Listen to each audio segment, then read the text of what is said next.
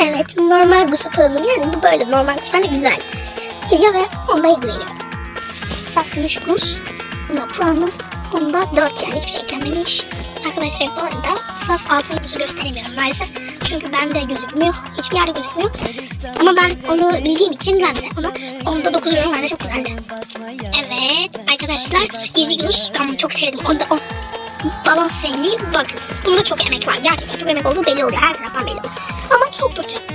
Çok emek olsa da çok kötü arkadaşlar. Bunun için onda 0 verip geçiyorum.